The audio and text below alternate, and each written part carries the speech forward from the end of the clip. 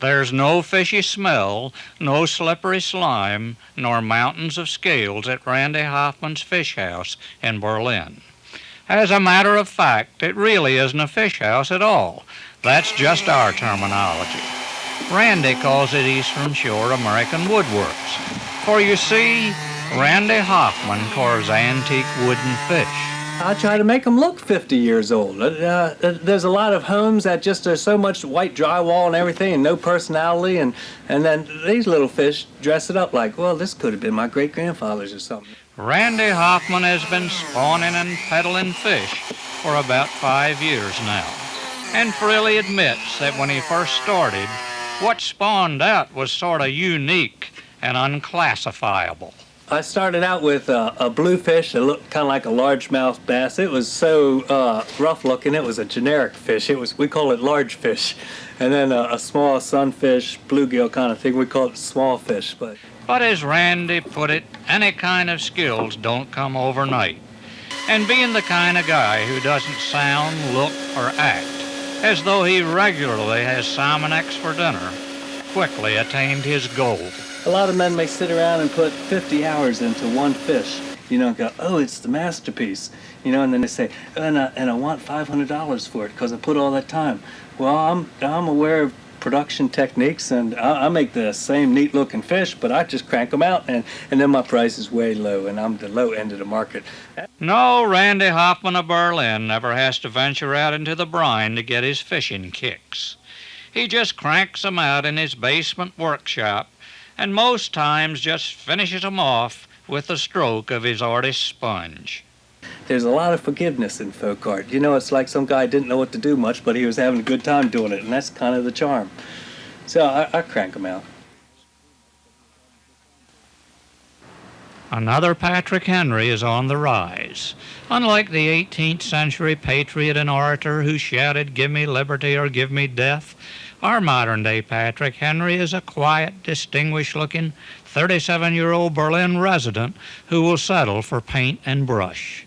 This Patrick Henry is an artist who found out at an early age his wasn't just another name in the crowd. I was registering for a recreation program when I was a little boy, and I told the gentleman that was registering me that my name was Patrick Henry, and he said, "Come on, my name is George Washington."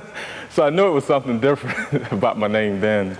After high school, Patrick Henry majored in art education at the University of Maryland Eastern Shore, graduated, and began his art career teaching at Stephen Decatur High School.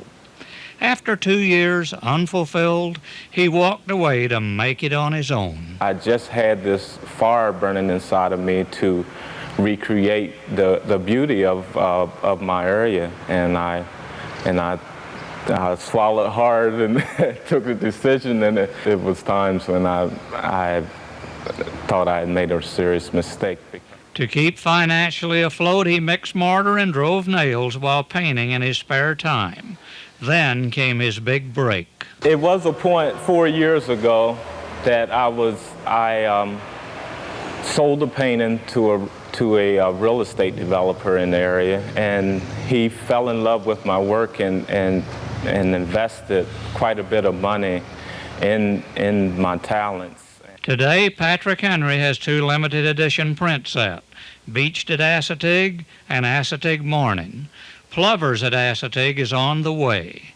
He has shook the shackles. So now you see the light. I see the light.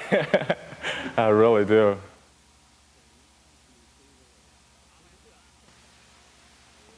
Olive Donalds of Winona turns battered old bowling pins into beautiful, sweet little dolls.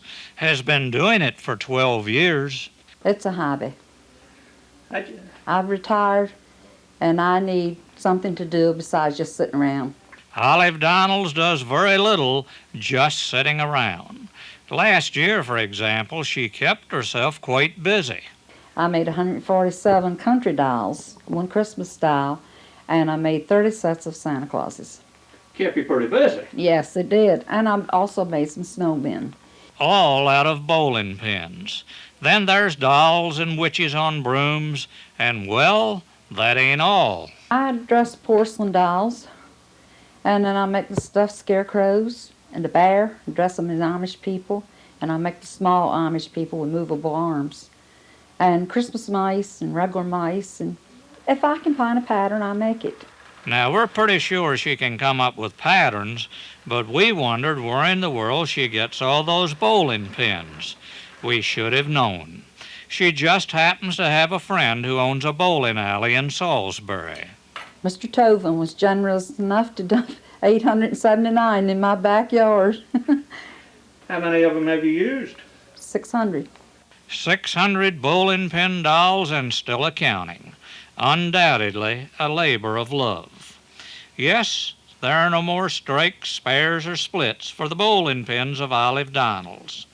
After she applies her artistic touch, they just stand around forever and look pretty.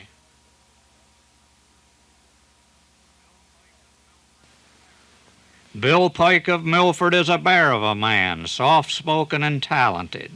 A man of the outdoors who goes indoors on occasion to create unique, masterful, handicrafted wooden works of art. I'll make lamps, bowls, candle holders, nutcrackers, vases, just about anything that you could think of that could be made out of wood on a lathe.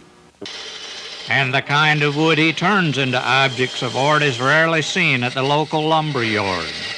Bill Pike works with discarded trees, old logs, beams, and even roots. It's very interesting to take a piece of wood and see what you can make out of it. When you start to see the grain and the color come out, and you can decide then what you're going to do. I started out maybe to make a candle holder and end up making a vase out of it instead because it looked better with when I saw what the grain was going to look like. Making these household conversation pieces from wood is just a hobby with Bill Pike. Oh, it's a lot of fun. I really enjoy doing things with my hands and take an ugly piece of stove wood, you might say, out of a wood pile and turn it into a lamp. But a hobby he takes very seriously. My father was a carpenter and a finished cabinet maker, and being around wood all the time as I was growing up, it just kind of took hold. Bill Pike has quietly been stockpiling his distinctive master woods for 2 years. My wife and I give these as gifts to friends at Christmas and birthdays and things like that. I sell them. I haven't sold too many. Not really that well known, I guess. Well, in that case, let's sound the trumpets and roll the drums right here and now for Bill Pike, architect in wood. Tom Murray makes big ones out of little ones. We started building a little unit called the stump jumper, which is basically made out of three front ends of a Jeep all welded together, all 6 wheels drive. Tom Murray's stump jumper hasn't just arrived on the scene. He's been building them out of U.S. government surplus Jeeps for 15 years. And his customers aren't just the neighbors around the corner. We deal as far as California. And our main business, our biggest consumers are Florida. We have one customer there that's bought 17 units from us. And we have Mr. C. Kyle out in Pecos, Texas, which his ranch is the size of the state of Delaware. He also sells parts to the Middle East and El Salvador and has been renting equipment to movie producers for many years. What surprised us more than anything else when we arrived at his spread just behind Dover Downs was that Tom Murray's enterprise is a 2-man operation. Just myself and old Griffey over there. He's been with me for, I guess, close to 8 years now, 9 years. And my son, when he's home from college, he does all the welding for me. But it's just a 2-man show most of the time. And this 2-man show can cut up 4 to 5 Jeeps a day and build a stump jumper to your specifications in 2 weeks. How good will it be when finished? I say I can go any place a Chesapeake dog can go. Even though stump jumpers are much in demand, Tom Murray, an avid outdoorsman, intends to keep his business to a 2-man operation. Just him and old Griffey. I just don't want to get big. If I want to go hunting, Scorchy, I deliver a vehicle, I lock my gate and shut the door, and we have a messenger that takes our orders, and they'll just have to wait till I get back from fishing. Tom Murray of Dover, a man who has the right perspective on life. Kirk Cannon of Concord, Delaware, spends most of his days wandering in artistic euphoria. Kirk Cannon paints creative and unique graphic illustrations of Delmarva cities and counties, all of which include not only businesses and landmarks of the particular area, but also its people. I'm convinced I'm the only artist in the United States that does miniature portraits of people that live and work in the community. And it's those little people on the posters, painstakingly and tediously created, who hoisted Kirk over the financial fence. For you see, his first two posters of Salisbury and Cambridge were devoid of humanity. Then he aimed his artist brush at Ocean City. Mayor Kelly was around at that time, and there just wasn't any way to do Ocean City without Mayor Kelly.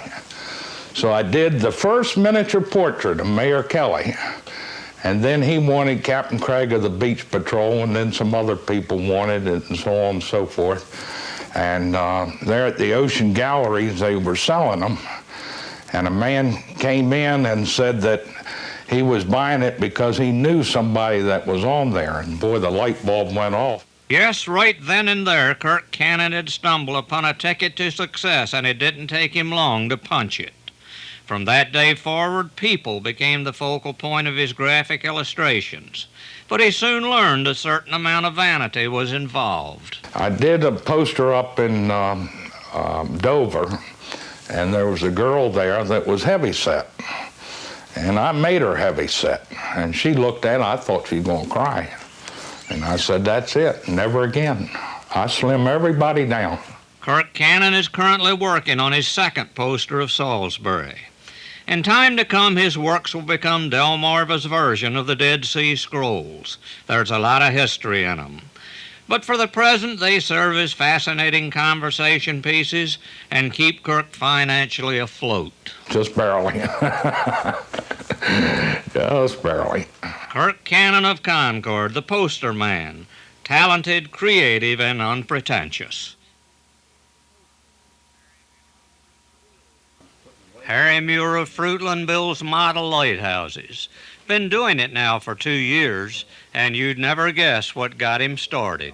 Well, it all began, Scorchy, when I run out of seashells. I've been working with seashells, and that's the truth. And my wife was eating pistachio nuts, and I was looking at a picture my son gave me of the lighthouses of the bay drawn by an artist.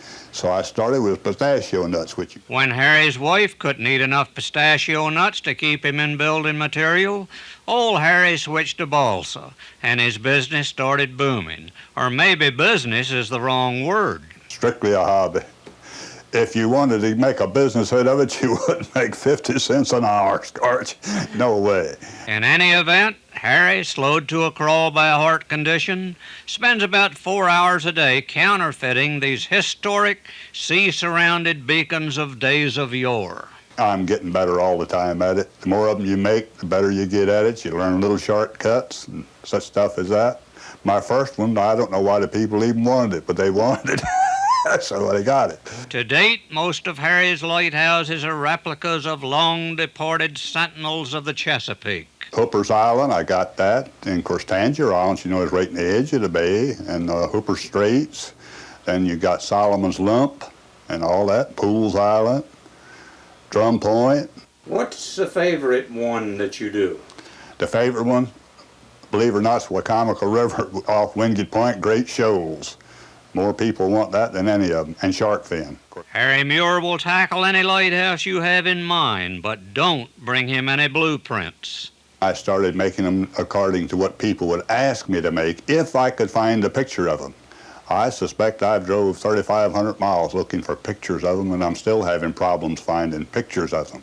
But I work strictly from a picture. Everyone has a passion in life, and for Harry Muir, it's making model lighthouses. I love it to death. When he first began, did he think it would turn out like this? No, I sure didn't. I sure didn't.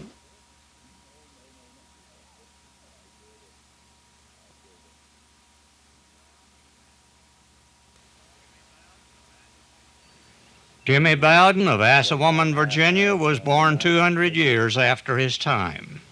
He is Delmarva's answer to what we imagine Daniel Boone was like.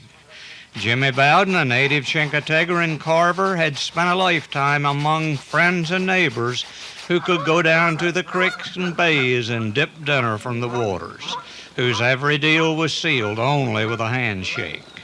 Then came those from other cultures in great numbers. He could not lick 'em, he would not join 'em, so he left 'em.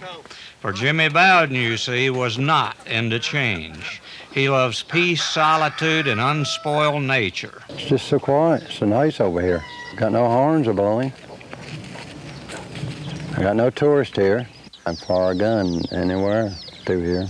Jimmy is describing his 12-acre spread of highland, marsh, and woods in the wilds of Assawoman. He moved there a few years back. It was paradise refound. There's a lot of deer around here. You see deer back there all the time. Jimmy Bowden's paradise has not the elegance of a European garden. It is not embellished with teak love seats or gazebos. It is better than that. It is nature in the raw. Hey. Yeah, they keep it down in there. They're better than a weed eater.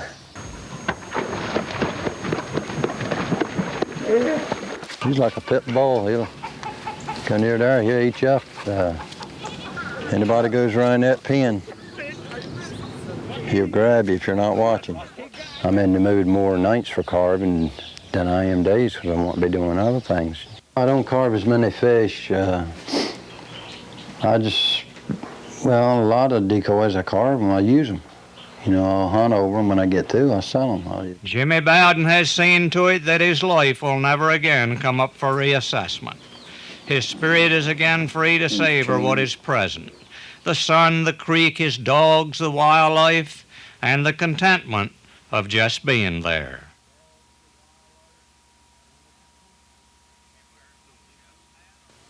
She wears no chef's hat or fancy apron. She doesn't have to. Everyone is fully aware that Miss Alice is queen of the kitchen at Harrison's Chesapeake House on Tilghman Island. Has been for 60 years. If you would call hers an unenviable job of claustrophobia and boredom, she doesn't. I still look forward to it. In the mornings, I think this has to be done, that has to be done, and I've got to get down there and see that all this is right and so forth. At age 87, Miss Alice Harrison is matriarch of the 5-generation Harrison clan, a family that has guided the gastronomical fortunes of their historic hostelry that first opened its doors during the steamboat era of the 1890s. They served family-style meals then, they still do today. And Miss Alice is always there to make sure there is no deviation from a century of success. She watches over her kitchen like a mother hen over its chicks. I feel you have to. I think that is the important thing. If you control your kitchen and your food, that is what makes a restaurant successful. 60 years in the kitchen and still counting is Miss Alice Harrison's choice. She is merely pursuing the fulfillment of her heart. I don't have any retirement plan. This is my life, the Chesapeake House. My daughter will say to me, take my condominium in Florida and go down there and spend the winter or stay the year through if you like. Say, no, I really enjoy it here. In these days of change, one constant remains at the Chesapeake House. Miss Alice Harrison, mother, grandmother, great-grandmother, and queen of the kitchen. An elegant lady who ritualistically ends each day of gratifying toil catching up on the news while waiting to chat with the evening customers. With a bit of imagination, you might even hear her silently saying, this is my life, the Chesapeake House. Most every day, spring through fall, on the only bend in the 14-mile stretch of Maryland Route 413, you'll find Elton Maddox tending his garden. I've been doing it for years and years. I really don't go to garden for no profit. I give it all away. I build my house beside the road, be a friend of man. And therein lies the major reason that led us to lead Elton Maddox of Kingston into your living room. Being a friend to man, regardless of color or creed, and possessed with character and determination that led him to success in life. Back in 1957, I started driving school bus, Somerset County, and this is my 34th year. Was a magistrate back in 1966 under the Agnew administration, and I was his chief deputy sheriff for 12 years. All this by the son of a sharecropper, one of 11 children, who, when he grew up to have a family of his own, was thunderstruck when his firstborn, upon graduation from high school, asked to go to college. I was shucking oysters, 75 cents a gallon. And I said, I don't know how I'm ever send this child to college, you know. But finally we made it. And after she went, everyone wanted to follow. And he worked even harder to assure all of them a better tomorrow. And he's mighty proud of that. I got 5 children, 5 beautiful children. I sent them all to college. Everyone went to college. Then there's the church right across the road that he has attended most all of his life and served well in many capacities. The church means so much to me until people said, whose little church is that? I said, that's my church. I call it my church all the time. Yes, Elton Maddox lives by the side of the road and is a friend of man. He has the respect of all who know him, and his formula is so simple. It no doubt came to him many years ago from that big book in his little church. I try to do unto others as I would have them to do unto me. Has it worked for you? It certainly has. It certainly has. Anchor your bottom to the closest recliner. Walt Reed of Chincoteague is sailing into your living room on his final voyage, his retirement voyage. Tie your attention span securely onto his every word, and you'll be pulled into yesteryear. Walt Reed will be 93 years old come September. He has defied the law of probability. He has wrenched his livelihood from the unpredictable waters of Virginia's seaside for 80 years. Started waging clams when I was 12 years old. That went yesterday. Tongued oysters. And dredged eels. I've done a little bit of it all. I've been running boats in the ocean ever since I was 15. The past cannot be touched, bought, or worn. It can only be remembered. And there is a floodgate of memories behind Walt's faded eyes. As he symbolically set his net for the final time, he opened that floodgate quickly when we asked him if there were more fish in the days of his youth than there are now. 1,000,000 to 1. 1,000,000 to 1? Yeah, I believe there were millions every one is now.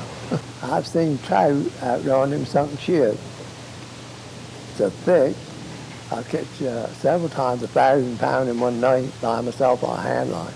And flounder? They were right smart thick. When you go out there and catch 1,100 pounds on a hand line, there's quite a few around there. I've caught as many as, I guess, 10,000 pounds of mackerel in net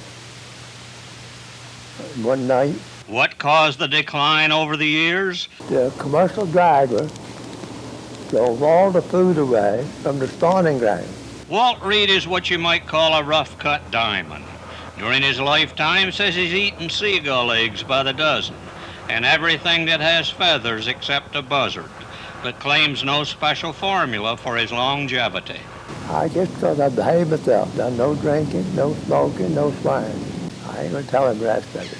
Bank on this. You might never see anyone like Walt Reed again. Nearly 93 and still hungering for the sea. I'm gonna miss it a whole lot. You ever do any fishing? Yeah. You missed it, you had to quit? Yeah. Okay. Elmer Riggin of Crisfield has in all probability been building model boats longer than anyone on Delmarva.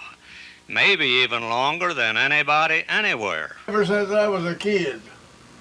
There's one up there back of you, 60-year-old. Elmer Riggin's eyes have seen over 1,000 full moons, and the ebb and flow of thousands of tides, that have pulsed into the marshland creeks upon whose fringes he has spent a lifetime. Elmer Riggin is 91 years old. He has long ago lost count of how many model boats he's built. Ain't no way telling. Ain't no way telling. I've been doing it ever since I know what a boat was. So you don't have any idea? No idea whatsoever. Well, what's happened to most of them? Gone. Somebody's got them. See, I used to give them away. I sold one Miller Tawes once, $35. Yeah, I've sold them all over the country. His current pride, just completed, was hatched in his mind last December. I said, I'm going to build one more. I was hurting so bad. I was feeling sick and tired.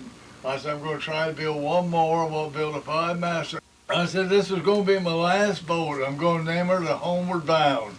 I said, I'm going home after this one. But there sits his 5-masted schooner, his pride and joy, bathed in all the elegance this frail 91-year-old man in the flowing gray mane could muster. And the good Lord ain't even given a thought to calling him home yet. So there's been a change in plans. I said, I can't quit. As long as the good Lord will let me use my arms, keep going.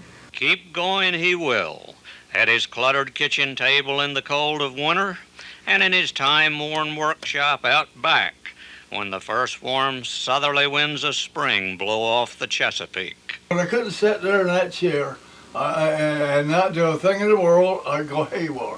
All my marbles would get rolling around. You jump in a racket. But that's my life. That's the main thing like I live to do. And that sort of tells us when Elmer Riggin's last keel will be laid. When they pat me in the face with a shovel, that's it. That'll be it.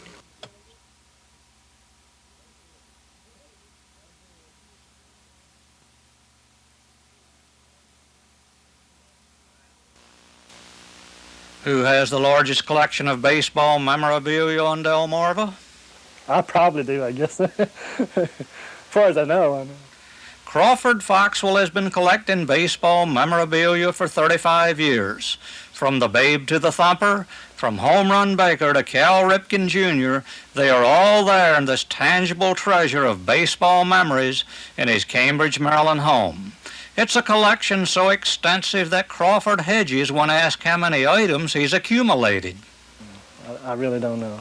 I don't know, probably 150,000 baseball cards, I guess. And I don't know, items, like you say, from 1875 clear up to the present time. Yes, there's old guides.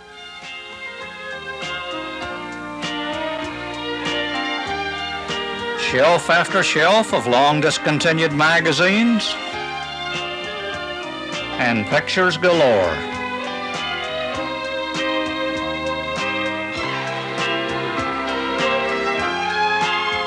Then there are those items Crawford considers his rarest.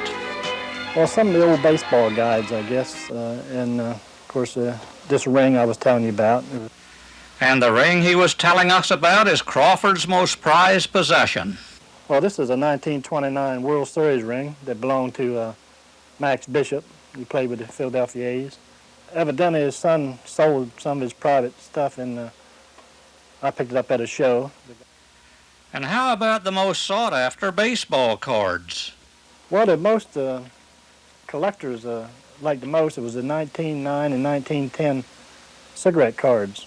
They were put out by Piedmont in cigarettes, and I don't know, quite a few other cards, and there's about 500 and some cards in this set.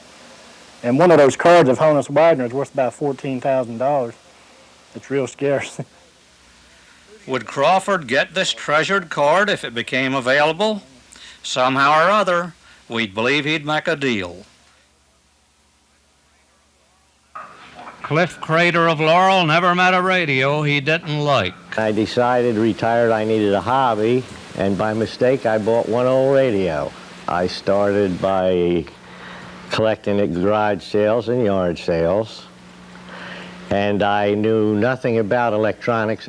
But Cliff soon learned by reading books. After all, 40 to 60-year-old radios just don't jump out of retirement and start playing. Today, Cliff Crater owns 75 antique radios. That radio right up above me is about as old as I have, and it plays.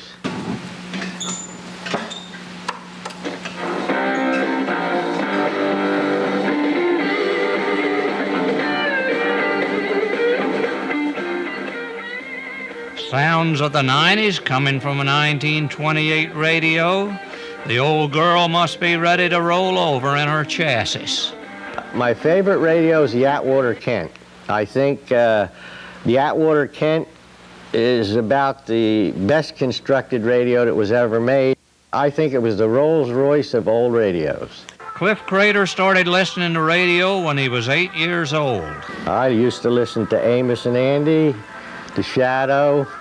My mother loved to listen to Easy Aces.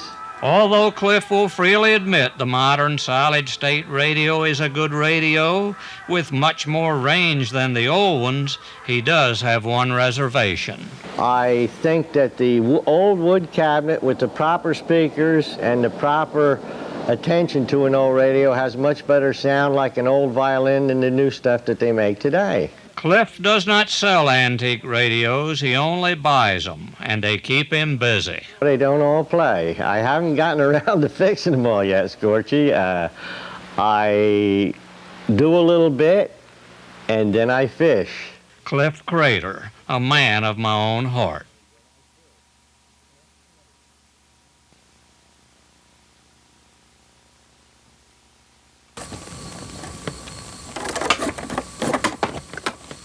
Charles Taylor of Whitehaven, Maryland is a craftsman from the old school. His forte is weaving baskets. No mass production, you understand. This one-man production line accounts for only 25 or 30 baskets a year. All handmade masterpieces. Well, I make three kinds. A big one, 15 inches square, 12 inches deep, an eel pot, and small baskets. It's a lot of hard work into some of it, especially getting the wood out of the wood. Getting the wood out of the woods is something most modern-day basket makers never experience. Most order pre-cut reeds from faraway places, but 80-year-old Charles Taylor not only cuts it, he splits his own and is in complete control from tree to finished product. That's a slow process. You got to get the wood and drive it out and dry it out and scrape it. And then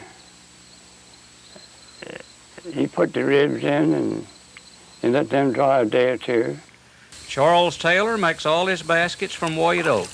He soaks each strip to make it pliable, weaves slowly and methodically, and with this total unhurried, tender loving attention, you might guess his work is much in demand. My Lord, yeah, I can't keep up with the orders now. One person will buy one and somebody else see it and they want to know it, and that's the way it goes. On most days, you can find Charles Taylor in his dimly lit shop on Messick Road near Whitehaven. If perchance you'd happen to stop and ask him if he made baskets for the sheer enjoyment of it, you'd most likely get the same answer he gave us. Yeah, I guess I do. I wouldn't be fooling with it. Yeah, I like to make them.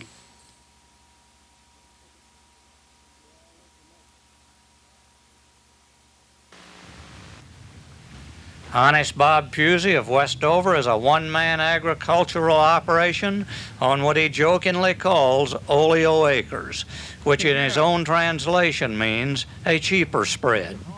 Bob grows corn, tomatoes, and beans on his 2.5 acres, which is complete with a homemade irrigation system that makes looking for rain clouds not a part of his day. The guts of Bob's operation, however, is his roadside stand fronting Maryland Route 413. In mid-afternoon each day, he brings up the fruits of his labor, opens the portals, and readies himself for business. I put my decoys up, one at each end. Scarecrows are my decoy. Then I set my corn out there out front and my tomatoes and peaches to troll with. Then I sit back there on my Duncan Faith furniture and wait for a strike. At this point, we wondered how he sets his prices. Well, I go up Salisbury a lot and I watch the prices on the other fruit stands. There's an honor among hucksters. like it is thieves, you know. Heavily traveled Route 13 is but a scant quarter-mile away. Why does Bob sell on little Route 413? Well, I'm right here in the heart of beautiful downtown Westover. And this is a busy highway. It's a secondary highway, but it's a very busy one. And I like it better. Bob Pusey is not one to take life too seriously. Between customers, he sits by the side of the road and contentedly watches the world go by. I love it. It's nice. If I get tired, I go up under a tree and take a siesta.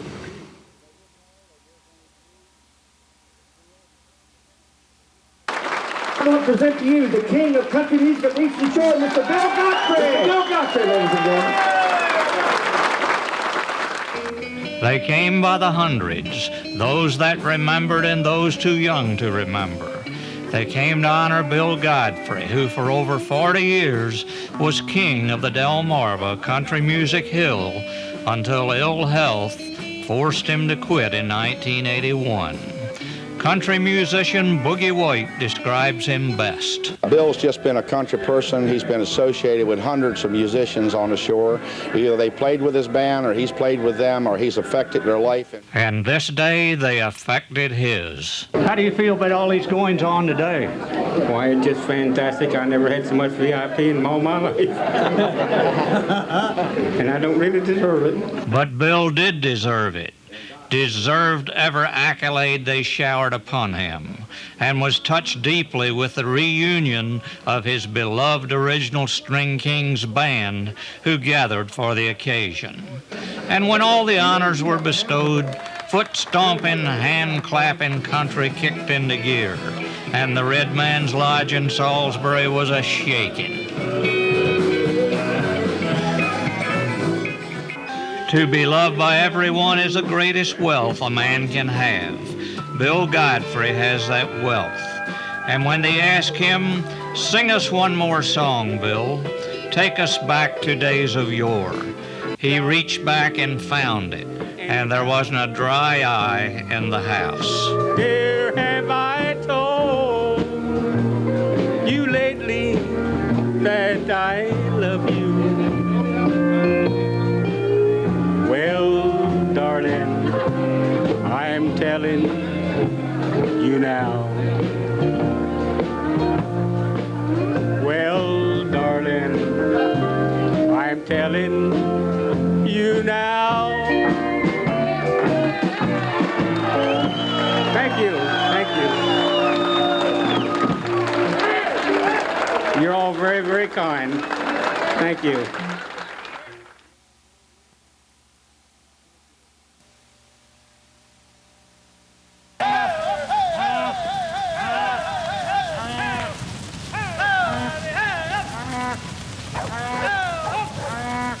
Plains of Texas? No. This scene is right here on the plains of Delmarva, the Draper King Coal Ranch, a mite southeast of Milton, Delaware. Complete with 5,000 to 8,000 head of cattle, real live cowboys, and the stars of our story, Oscar, Mikey, Jesse, and Jake.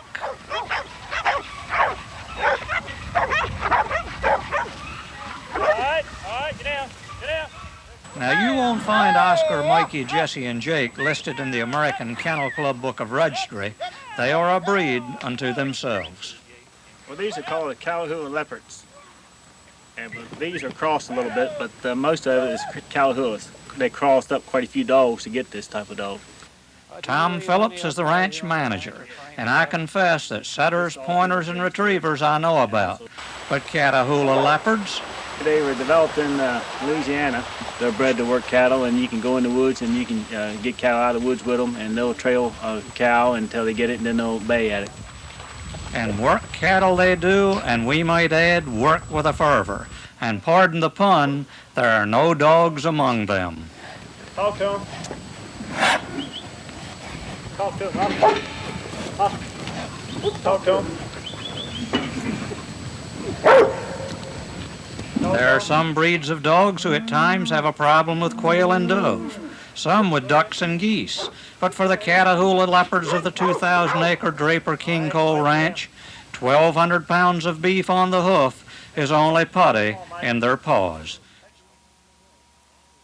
All through the fall and winter, Delmarva's woods resound with the music of the chainsaw and the crash of falling trees.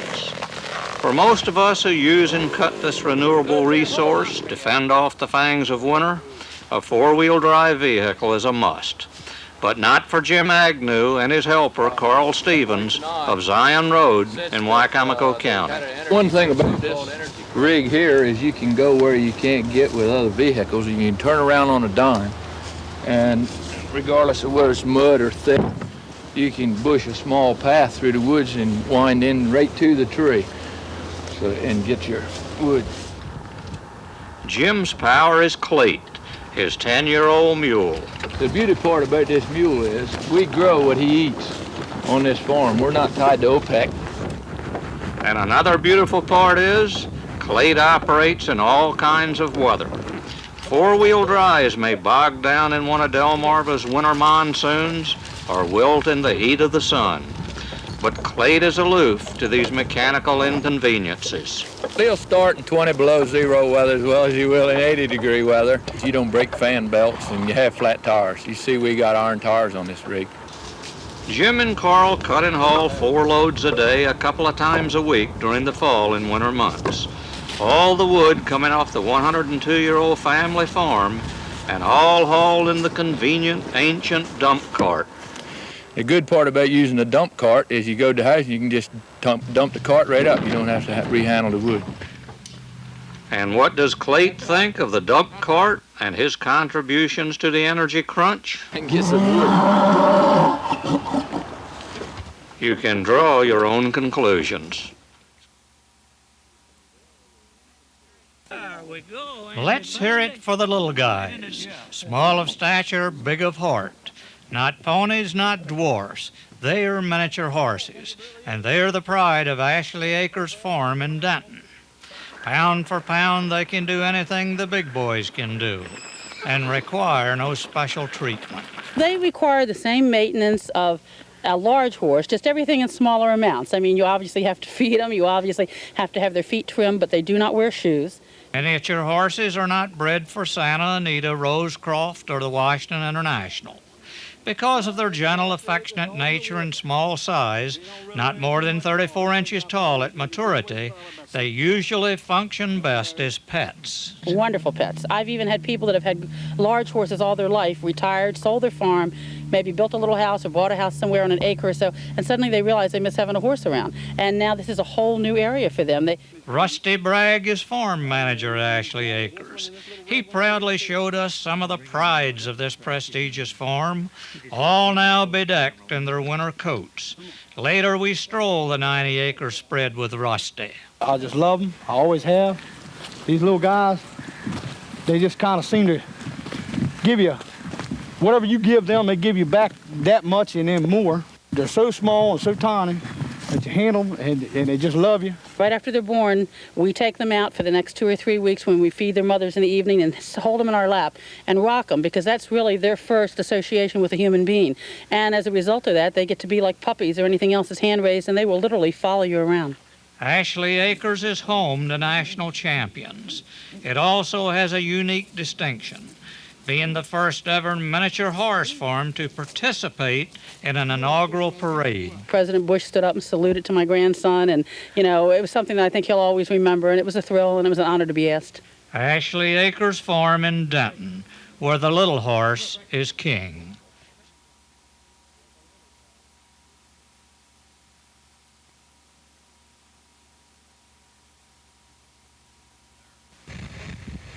There are places on Virginia's eastern shore where the mode of life combines the past and the present. The seaport village of Saxis, Virginia is not one of them. Its mode of life has remained unchanged for generations. They sail each day in the wake of their past. It's always been this way since I've been living here, and I always hope it stays that way. I like it just the way it is. We do what we please and ask nobody nothing. Saxis lies a dozen miles west of Temperanceville on Virginia Route 695. If you're the type of person who harbors love affairs with quaint seaport villages and their people, you'll love it. just like the people who live there love it. It's pretty wild on here. Why is it wild, Ben? Well, from where I live, you see people going down the road close to 100 miles an hour, you know. You go by there, and they go by, you know. And I just like living on here. Ben Bird is 11 years old. He loves it. He always will. But if you stray into town looking for fancy restaurants and entertainment, you'll have to make do with Marcy Evans' store, the center of social life for the 500 citizens of Saxes. This is where it all happens. Marcy's wife, Sue, tends the store. They don't have many places to go where they can sit down, you know, and eat their lunch. Just rest, play cards, talk, you know. These guys take advantage of you playing this game, huh? Yes. Yeah. This one here, the other way around. I cheat a little bit. Oh, Juanita Porter has been postal clerk for over 30 years. She loves it. This is my hometown. Yeah. No place like home. Saxes is still a place where you eat dinner at noon and supper in the evening. A place without any apologies for hard work. You won't find it listed on Virginia's calendar of events. There are no garden tours or art shows. To me, that doesn't matter. I'll still drive that dozen miles off the beaten path, shoot the breeze with my kind of people, and bask in the fascination of a land that's still like it always was.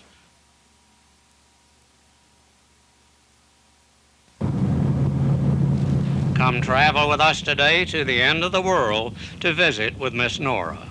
The end of the world is what we affectionately call Elliott's Island, a quiet village separated by 15 miles of snaking marshland road west of Vienna in Dorchester County. And who is Miss Nora? Why, she's Natty Nora Foxwell, the famed proprietor of Miss Nora's store, once the social center of this icon of isolation. 58 years, it was 58 when we opened it up, first day of December. Well, how's business these days? It's slow now, but it has been good. It used to be, the store used to be full. They played games, cards, carol, and checkers and all like that. We don't have many people now. I wouldn't say over 70. And it used to be over 500 people here. Older people died and the younger people's left. 10 years shy of the century mark, Miss Nora isn't remotely concerned about the ever-growing customer decline. No, I can crochet and turn the TV on, and I love to read poems. But if anybody comes along, let's say, let's go to town, I lock the door and leave. I'll be back sometime, I'll say. Now, to put things in perspective, when Miss Nora was born on her beloved island in 1902, the Wright brothers hadn't even lifted off, and Mark Twain was just a funny feller. 90 years later, she is not only still going strong, but possessed with a sharp mind and the spirit of youth. I feel just like I did when I was 16 if I just had my hip. You like good, huh? Yeah, I feel good. I've had good health all my life, till I trapped my ankle over and broke my hip. These days, people like Miss Nora are as rare as Triple Crown winners. You might find it worth a ride to Elliott's Island to sip a cold drink at her store and even chat a bit with a Delmarva treasure. Don't know how much longer I'm going to stay at them. Are you planning on retiring? Not yet a while. What are you going to do, wait till you get old? Yeah, that's what I'm going to do, wait till I get old.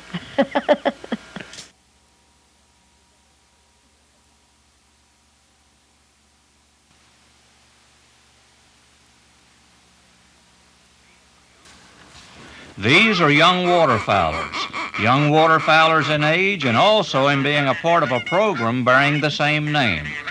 These young waterfowlers, ranging in age from 11 to 17, are sponsored by the Eastern Sussex chapter of Ducks Unlimited. And this was the day they had been looking forward to, the day of the hunt, the culmination of hours of study and work. We spent about 7 weeks, one night a week in the classroom. They had to go to the trap range and qualify, prove that they could shoot, handle a gun safely, identify ducks. The climatic day was last Saturday at Prime Hook National Wildlife Refuge near Milton, Delaware. It was a day the 9 young waterfowlers will long remember. I'd never been hunting before. I had a lot of fun. In addition to having a lot of fun, L.B. Steele of Bethel, the youngest member of the group, also made good on a promise to his mom. I promised her we'd have a Christmas dinner, we'd have a goose for Christmas dinner. And right here we caught L.B. in the act of getting her that Christmas dinner. It was his very first kill. Working with the kids and seeing them shoot their first birds, that by far is a real thrill, probably one of the biggest thrills. And it gives me an opportunity to learn more. I see, work on my waterfowl identification, and I learn as much as they do. When the hunt ended at noon, the young waterfowlers gathered back near refuge headquarters to take stock of their bounty and think of scrumptious meals ahead. We wound up getting 9 geese and looks like about 16 ducks. It's pretty impressive.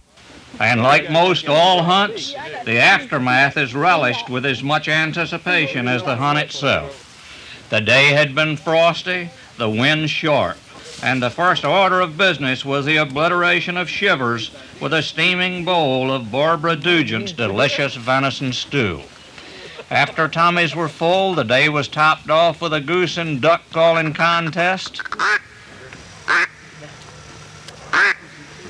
Then the popular hunt prize drawings where everyone was a winner. And the winner is number 0267. That's me. All right. All right, Jimmy. That's me. Okay. Good enough. Okay, here he is, bad. A few parting comments. It was fun. I thought it was a great deal of fun. The cutting of the young waterfowler's cake and the presentation of certificates of training by George O'Shea, refuge manager, who helped make it all possible, brought the hunt to a close. It was an unforgettable day for 9 young men. Everyone responsible should feel proud. There's still plenty of time to take a kid fishing. That is, if you don't put it off too long. There's 38 days until school starts anew, and you know how time flies.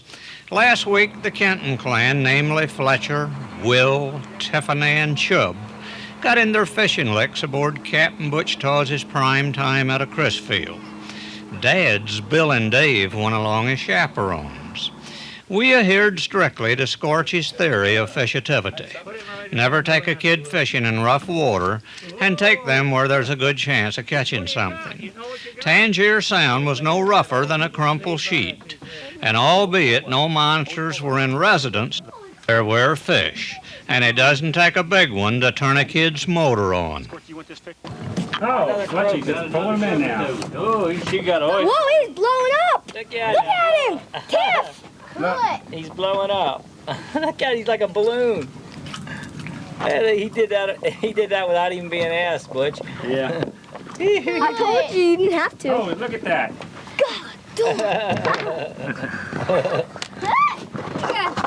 Feel it. It won't hurt you. Feel it. It's like sandpaper. That's cool. Feel it, Whoa! That's neat! Fletcher was now officially cranked up.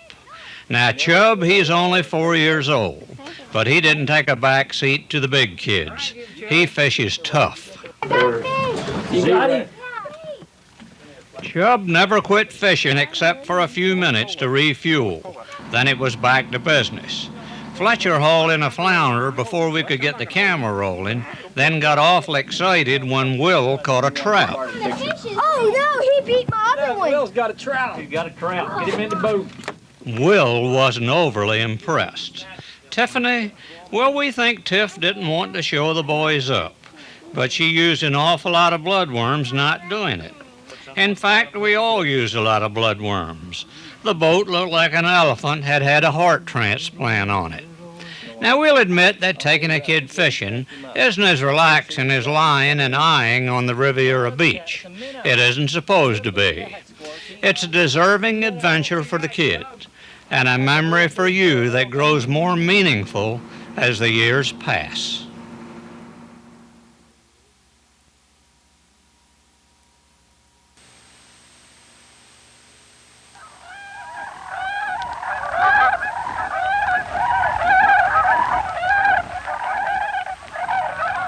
Often you can hear the babble of a flock long before you see them.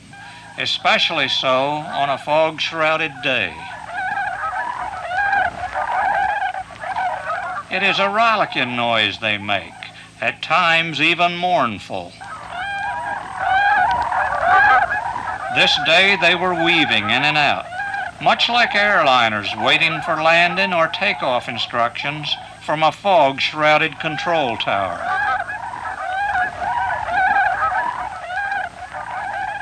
Later we visited with them in the harshness of winter, some sitting in contented groups as if discussing problems of the day.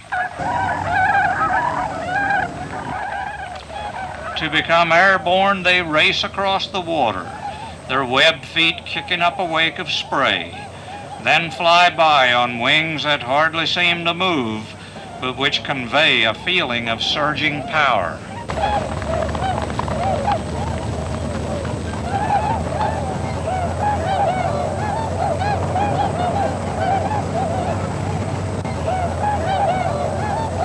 The whistling swan has escaped the mists of extinction feared for him in the late 20s and early 30s.